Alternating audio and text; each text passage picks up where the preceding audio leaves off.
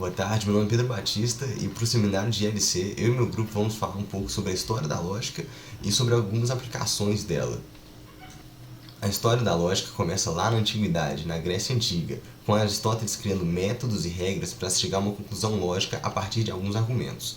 Esse compilado de trabalhos se tornaria um livro chamado Organon, ou em grego, o instrumento, que seria passado para os discípulos de Aristóteles e se tornaria a base da lógica aristotélica. Ainda que não comparamos muito a lógica aristotélica com a lógica atual, ela é extremamente importante e se tornou a base de tudo que construímos a partir disso. Mais recentemente, a partir do século XIX, a lógica se tornou a ciência que conhecemos hoje, muito por conta dos trabalhos de matemáticos como George Boole, que criou a álgebra booleana, e Augustus de Morgan, que criou as leis de De Morgan, ambas extremamente importantes para o trabalho que temos hoje na lógica. Outro marco extremamente importante foi a determinação da lógica de primeira ordem, que é o nome dado à coleção de sistemas formais utilizados em várias áreas, por exemplo, filosofia, linguística, matemática e ciência da computação. Esse é um trabalho que só foi possível graças a inúmeros matemáticos, como Ernst Schröder, Charles Peirce, David Hilbert e, óbvio, Boole e De Morgan. Só em meados do século XX, no entanto, a lógica passou a andar de mãos dadas com a computação, dando a origem à lógica computacional que estudamos hoje. Boa tarde, meu nome é César Moraes e hoje eu vou falar um pouco sobre a aplicação da lógica na música. Uma das coisas mais importantes de falar são as escalas, que são um alicerce da música e que, na verdade, são somente uma sequência ordenada de tons e frequências. Ou seja, a gente poderia facilmente aprender sobre escalas em uma aula de lógica computacional, por exemplo, como um exemplo de sequências. Um dos primeiros matemáticos que descobriu essa relação da matemática com a música foi Pitágoras. A Universidade de Oxford também aponta que, principalmente por causa dos algoritmos, música e matemática andam lado a lado. Isso pode ser mostrado também por exemplo do Guido de Arezzo, que era um monge italiano que fez o primeiro algoritmo da história da música. Além disso, nós temos algoritmos recentes, como o do Spotify, que conseguem, por meio das músicas que você já escuta, eles conseguem saber quais músicas você tem mais tendência a gostar. Outro exemplo que liga a lógica à música é o math rock, que é um tipo de rock progressivo que tem tempos diferentes, uma questão de acordes dissonantes e todo esse gênero é visto como um gênero matemático, um gênero que deve ser feito contas e deve ser feitos raciocínios lógicos para que a música fique da maneira correta. Essas são só três diferentes aplicações da lógica na música, que eu acho que já mostram que a lógica está presente em todo o nosso dia a dia, em qualquer que seja a área que nós nos especializamos e nos interessamos. Meu nome é João Pedro Contarini e eu vou falar um pouco sobre a aplicação da lógica nos jogos de quebra-cabeças. Existem muitos jogos onde é necessária a utilização da lógica para poder resolvê-los.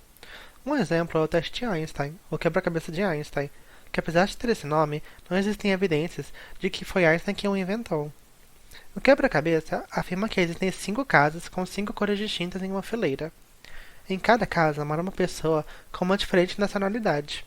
Os 5 proprietários bebem um certo tipo de bebida, fumam um cigarro de uma certa marca e têm um certo tipo de animal de estimação. Nenhum dos proprietários tem o mesmo tipo de bebida, animal ou marca de cigarro. Aí então, são dadas ao leitor uma série de condições, e ele deve utilizar a lógica para preencher o quadro de forma que todas as condições sejam satisfeitas. Outro exemplo de jogo que envolve lógica é o Sudoku, no qual o jogador deve colocar números de 1 a 9 em cada uma das células vazias numa grade de 9 por 9, que é constituída por 9 subgrades de tamanho 3 por 3.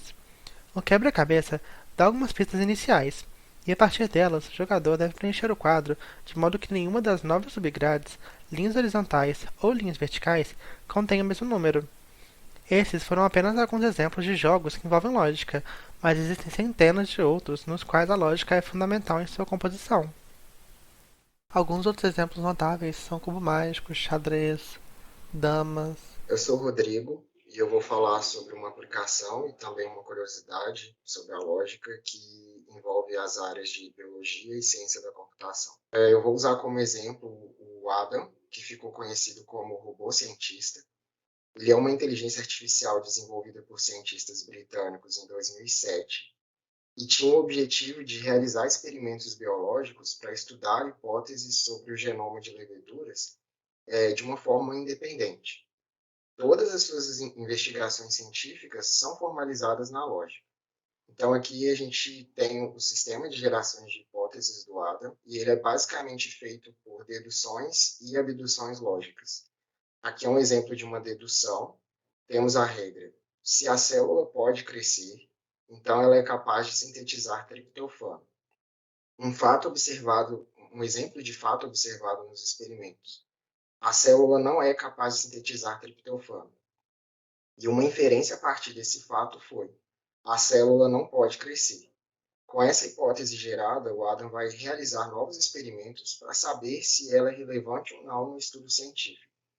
Com isso, ele conseguiu fazer descobertas inéditas sobre os genes das leveduras. E por último, só por curiosidade, uma foto do robô Adam com seu desenvolvedor, o cientista da computação e biólogo Ross King. E aqui a gente pode também ver um pouco dos aparelhos que ele utiliza para fazer seus experimentos.